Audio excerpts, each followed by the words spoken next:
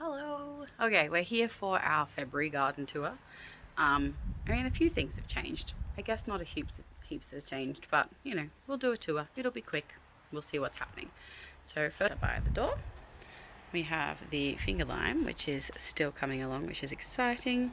A couple of times it has had fruit that it's got to this stage before, and then they dropped. So I'm really excited to see that they are coming along, and as you can see, they're filling out quite nicely. There's another one over there, little one coming up here. So just making sure that I keep the water up to that so that the fruit will hopefully stay on there properly. There's the pear tree, which is still looking a little bit sad. I don't know, this corner has been very weirdly damp and full of bugs this year, and it's just it's not happy. But anyway, we're keeping the water up to it. It will survive, and maybe next year we'll find a new home for it, like next season. This is the possible walnut tree that I have planted out. You'll notice that I've moved the pot. It was over in that corner just there, and I've just dragged it out a little way because you can see here it's getting all of that marking on it as well. That means the bugs have been getting into it also. So I just wanted to try and stop that as much as possible. So I've just dragged it out a bit, and it looks like it's slowed down. It hasn't really got any more of that bug damage since I've pulled it out, so that's really good. Over here, you can see our renegade possible berry plant is going great guns. It's got some extra growth on it here that's new from some rain that we had last week, which is awesome. The back leaves there are starting to die off. I don't know whether that's just because they're struggling in the corner or whether that's just it's time for that to happen with the plant. You can see all the bug damage in there. So it's getting, I wouldn't be surprised if it's getting a bit stressed in that corner, and that's why those are falling apart a bit. But anyway, we'll see. It's not my plant, so I can't really feed it or water it more to help it out or anything. We'll see what happens. The rosemary here, which had a massive cut last time, and we've got a whole shopping bag full of dried rosemary. It's starting to come back again now. Quite slowly, but that's alright, it'll do its thing.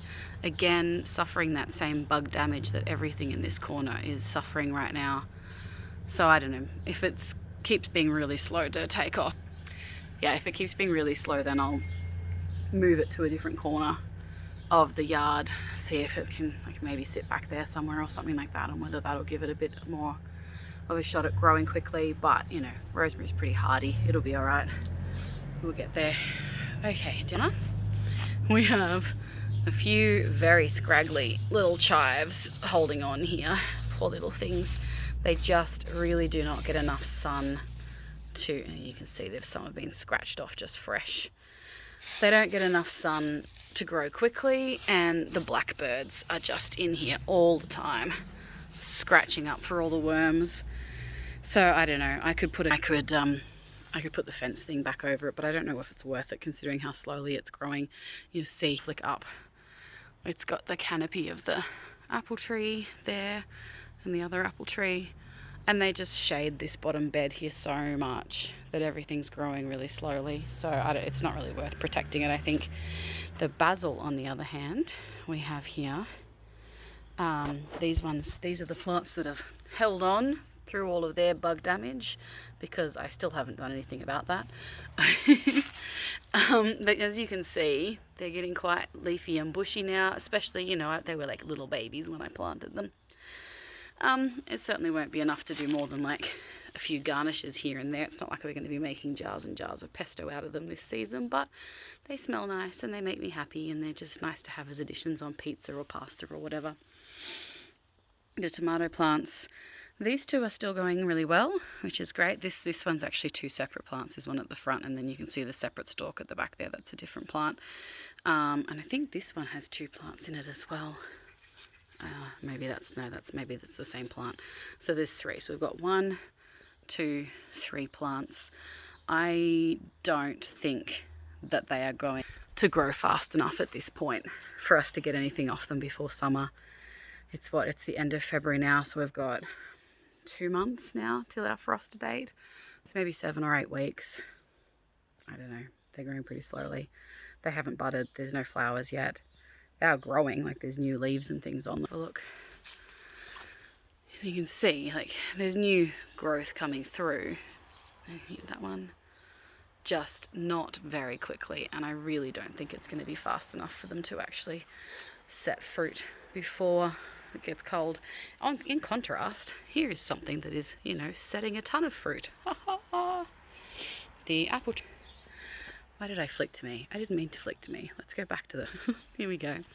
Up there. And you can see they're all through there,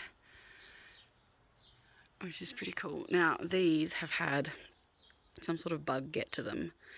That means that if any of them have a hole in them like this, we know straight away, falling over, sorry, that they're not edible, and they're coming off the tree like that. This is not happening when they've fallen, they're coming off the tree, and if they've got any holes in them like that, cut them open, and the whole core down through the center of it is rotten, basically. So, I mean, we could collect them and chop them to pieces, I suppose, and stew them, and we have done that with some of my husband made a pie the other week, got a whole bunch of them in and chopped them all up into small pieces and just took whatever he could get off them and made a pie for himself and the kids, which is cool. The kids were super happy about that. For me, that's a lot of effort. It's a lot of effort. And I just, you know, I had that really bad insomnia all the way from the middle of October through till the end of January. Oop, there's one. Hang on. Let's see if we can get our blackbirds up there. Up in there. Getting up on the fence. No, hopped through to the yard. That was cool. Yeah, look, just, you know, recovering from the insomnia still. I've only been sleeping properly for about the last 3 weeks now. Apples are great. Whether I can be bothered spending hours chopping them all to pieces to make use of the half-rotten ones, you know. We have pulled down all the ones that we can reach off the branches that do not have the rot through them, that haven't got any holes on the outside, and the kids have been taking those to school for their lunches every day, which is pretty cool. As you can see, the size of them is quite nice, especially for my kids who don't necessarily eat an entire giant apple when they eat it. My daughter especially, oh my gosh, she's notorious for like eating half an apple and then putting the rest of it back in the fruit bowl. Thanks. So these little ones have been great for that. And I don't know what variety of apple this one is, but it seems to have almost like a yellow tone to the... You can see here's one that's pretty freshly fallen. They've got like a nice sort of goldeny tone to them. And they taste really good. They're really nice and sweet. They're really tasty. So it's cool that we have been getting a few that, you know, have been edible without having to chop them to pieces. And yeah, enjoyed taking those to their lunches for school. Okay, over here, Walnut Tree. She's not doing much at the moment, obviously. She actually needs a bit of a water. She's looking a little bit wilty today. It's been a bit dry this week, so I'll give her a soak when I'm done here. These did have the renegade potatoes. Now, I don't know what has happened in here. I mean, apart from this stray apple, which sadly enough looks like one that probably would have been edible, but that's okay. So let's do this live and see if there was anything in here. I really don't think there will be anything edible in the way of potatoes because it seeded itself and I didn't really cover it over with dirt and whatever until the plant was quite large. Here we go. There we go. Oh look, that's edible. That's edible. There we go. There's a little potato. Let's see what else. Let's see if there's any more in here. So, you know, but that's all right. Considering I didn't plant any of them and I didn't cover it until the plant was really tall, which you're supposed to cover the stem as you go along because the stem actually, once it's covered, turns into more roots. Ah, look, there we go. This is gold. That's already 2 more things than I thought I'd find in here today, so that's exciting. There he goes, another little one. If I am super, super lucky, I might even get enough for like one whole person to eat as a side dish with dinner. We haven't had a lot of luck with these potatoes. Look, there's a friendly snail hiding in there. With these potato bags, I think it's because where we've been storing them, like this year we didn't use them at all. That one just planted itself because it could, as a leftover. The years that we did use it, we didn't get a lot of success. We had lots of little tiny potatoes like the ones I've shown you. No, I think that's everything in there. And I think it's because the bags just got too hot. They were in full sun in the afternoons, and it gets pretty ferocious here. And so I think the heat just really stopped them from forming proper roots. Now, this one didn't have any sprouts growing in it, so I don't think there'll be anything in here. No, that's all just... that's just a bit of hay. All right, okay. Well, look, we got 3 potatoes. 3 more than I was expecting. And look, that one's sprouting again. So actually, why not? Let's do it. Let's, sorry, terrible camera work. My apologies. I'm going to just tuck that back in there. Cover it over a little bit. And that one will actually grow. And as it grows, I'll pull more of this down and cover it properly this time. Because, yeah, it's the stem. Oh, now I've got filthy fingers. It is... woo! My hands are disgusting and I can't move them. Sorry. There we go. Okay.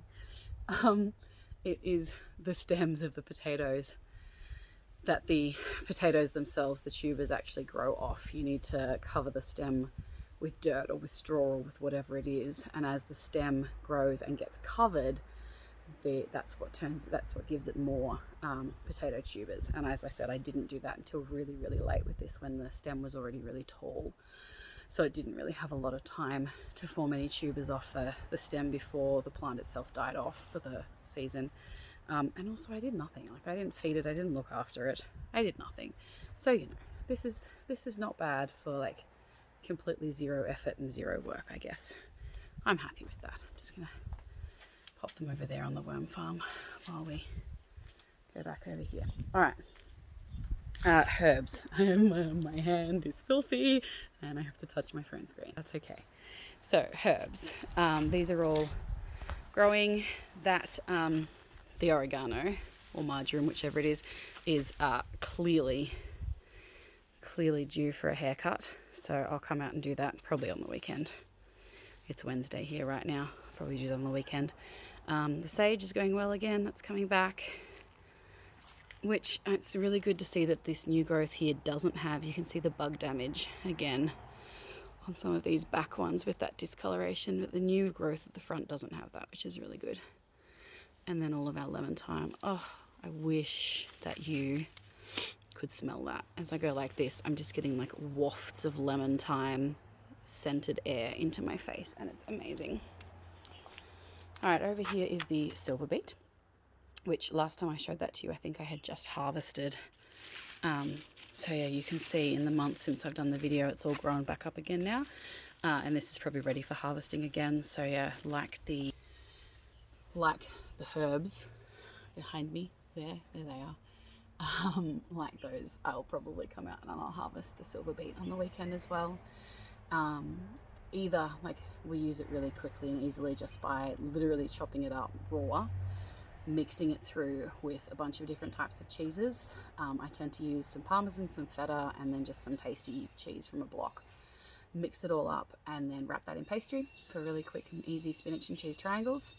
And I do not cook it beforehand. I don't add a binding agent or anything. I literally just mix chopped raw spinach with the cheeses. And as long as you make sure you stab some holes in the pastry, it's all good. The other thing I do with it is just chop it, and you are supposed to blanch it. I just chop it and stick it in a Ziploc bag and chuck it in the freezer, and then we can add it to things when we need it, which is great. So also I'll show middle here. You can see, no you can't see, my hands are in the way again. Wow, we are doing well with our camera skills today. But there we go, down in there, these garlic chives are still there and happening. They had a bit of a growth spurt when I harvested the silver beet last time because I actually got some sunlight. So I imagine now when I harvest this on the weekend, the chives will then have a chance to have another bit of a growth spurt. And I might even harvest some of them so that I can dry them out. Now here's our lime tree, which as you can see is getting some new growth on it. We have all of these little baby limes from the flowers that we saw last month. No idea whether they will actually fruit or not. They have gotten to this point. Honestly, this tree has gotten to this exact same point maybe twice a year in the 5 years that we've owned it, and it's never gotten any further. They all get to this point and then fall off. So, we'll see. I'm not super hopeful, but we'll see. This way we have the lemon tree, which is not doing much at all. It's looking a little yellow because I have not been watering it, and it needs some really good soaking and attention. Same with this one here, it's getting a bit yellow as well, just because I've let it get a bit too dry. When we had a couple of really hot days last weekend, it just got suddenly like actually summer hot again. This has been a really unseasonably cool winter here for us. Normally we would have had at least a couple of days over 40 degrees Celsius by now. Most nights would only be getting down to about 20 degrees Celsius, maybe like high teens. But, last night, for example, it nearly got down to 10 degrees here, which I don't know what that is in Fahrenheit, but it's cold enough that you want several layers of jumpers on anyway. And you don't have the windows open in the house. You close the house up at that point. So having a really hot spell last weekend tripped me a little bit with the trees because I just wasn't expecting it. And they haven't needed a lot of attention because the weather has been so cool. But with that, I forgot to come out and water them basically, and some of them are suffering because of it. You can see that, but that's all right. I'll just spend the next 2 weeks like really diligently getting a lot of water on them again every day, and they'll come back. It's not the most fruit, as you can see. It started to develop these little striations here. You can see these lines, like little ridges running through it, and I'm pretty sure, like, correct me if you know differently, but I'm pretty sure that that is a bit of a sign of some water stress. So I do really need to get onto that. Same with the lemon. Particularly you can see here with the mandarin. I did a top-up water with a lot of the plants yesterday, but the mandarin was not one of them. And as you can see, it really needs some water. So as soon as I'm done here, I'm going to get the hose out and give all these guys a nice soak before I go and get the kids from school. There's our weed box again. This time it's turned into an apple box as well because we figured, hey, why not? Might as well throw them in there. This mandarin still hanging in there, needs some water like the other plants, but otherwise not much to report. She's there, she's doing her thing, you know. Over here we've got the kumquats. This one hasn't budded or fruited or anything, but honestly I'm just happy to see it looking so lush and green because it did nearly die in the heat last year and had to be really significantly trimmed back. So to see all of this like new growth at the top here is just really exciting. And this one over here has given us some fruit, which is really cool. The kids in particular like the little kumquats.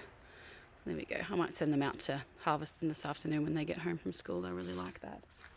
And then over here we have our apple trees, which are coming along nicely. And I reckon a lot of those are just about ready to pick. This one is a dwarf Gala apple tree.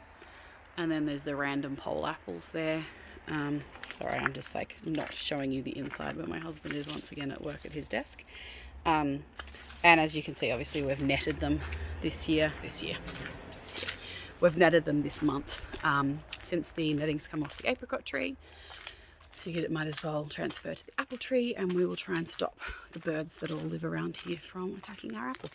Not that we are short of apples. I mean, from this angle here, all of those. It's just annoying. We can't reach them.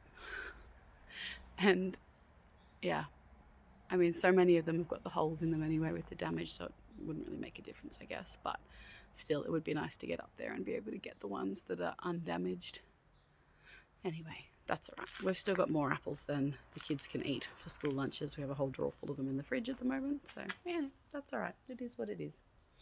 All right, I am going to go inside and wash my potato dirt hands and wash my little baby potatoes, which is a nice little bonus that I was not expecting today. So that's cool. And I will see you next month. Bye.